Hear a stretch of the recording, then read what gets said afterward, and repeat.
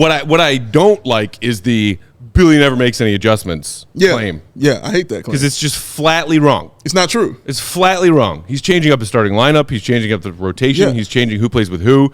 They have changed their shot profile. They're just not making their shots. I just talked about how he changed his demeanor yesterday in practice. He yanked Io the second that 5-second play where they came out of the timeout. Like there's stuff he's trying to do, but there's only so much you can do with this roster. And I think a lot of times this team has been down 20, and it's like just the rotations are out the window. Give me Julian Phillips. Like, let's try to get some energy out there. But when you're up 7 and this is happening, it's hard to put in your 13th, 12th man to try to preserve a lead. I just think that's a hard position to be in. Here's the thing though.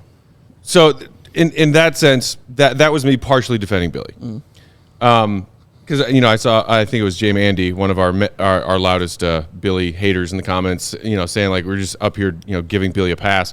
No, I literally called for the man to be fired a week ago. Yeah, seriously. Yeah. But so that's to me the problem. Where even if I do not think Billy is the biggest problem, which I still don't, I don't either. I still think he is a coach who has his flaws. And what I can't forgive, I don't care if you are working with a broken roster. What I cannot forgive, and some of it's on the players, but some of it is absolutely on the coach. By winning the first quarter tonight, the Bulls' record in first quarters this season improved to 5-13. Their record in complete games is 5-13. I'm sorry, that is coaching. You come out and play like ass and lose 90% of the first quarters you play. I'm not a mathematician. But why do you say that's on the coach more than it is on the players? It's on everyone. If that is a continuous problem, whatever it is that Billy is trying to do to get these players ready to play, it's not registering, which I'm not necessarily saying is mostly or entirely Billy's fault. I'm saying it's not registering. So it doesn't matter if it's the players not listening to Billy when he's giving them instructions that are smart, wise, things that might work, or if he's giving them the wrong instructions. Either way, there is a clear disconnect in communication because you come out and every night other than tonight look like trash for the first 12 minutes of every game you play. Can't hit a shot, offense, half-court offense goes nowhere, turnovers, bad defense, all of it. That signals coach, players, communication not working. Yeah, and that's the piece that I put on him the most, to be clear. You have to, as the coach of a team, as the leader of a team, you have to be able to capture everybody's mind and take them forward. And he has not been able to do that. Got to have some of that boil and win one for the Gipper attitude. But I also think it's a little unfair to just assume that because the slow starts have continued to be a problem, that Billy hasn't done anything to try to adjust that. I'm not saying you think that. But doesn't that make it even crazier? Having tried changing the starting lineup in a variety of ways. That's my point. Is there's only so much you can do with to use your analogy, like a rotten apple, to make it into something that works.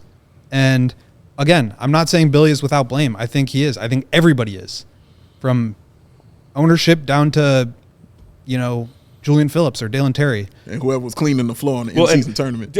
And even if your nitpicks as far as their offensive strategy and scheme, in the first quarter tonight, we saw it work. Yeah. For a quarter. And then they were swinging the ball from side to side. They were swinging the ball through Vooch. Vooch had assists from the low block because he found shooters that he was kicking out to.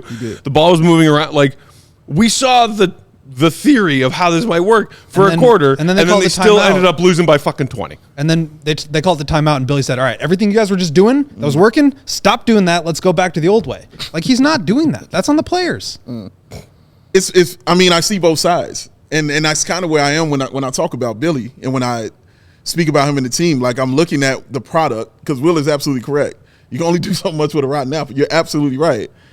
But when I look at Billy also, and I see some of the moves that he makes, and I watch some of the things that he does, and it just really confuses me and bothers me sometimes, of the move that he makes, and I get lost. you know, when I sit there and watch him do that. And again, I get the players, you know, you only do so much with what you're given and what you're handed. But man, it just really feels like a team has tuned him out.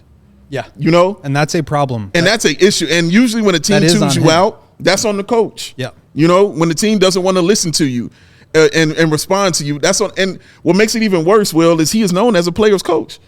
Like, that's what he was brought in here as a guy that could connect with player on any level. That's what he was billed as, is that kind of coach.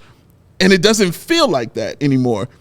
It feels like just a guy who's just going through the motions, continually going through the motions, just going through the motions, and guys just aren't listening to it and taking it in and producing it on the floor. We all silly like the mayor.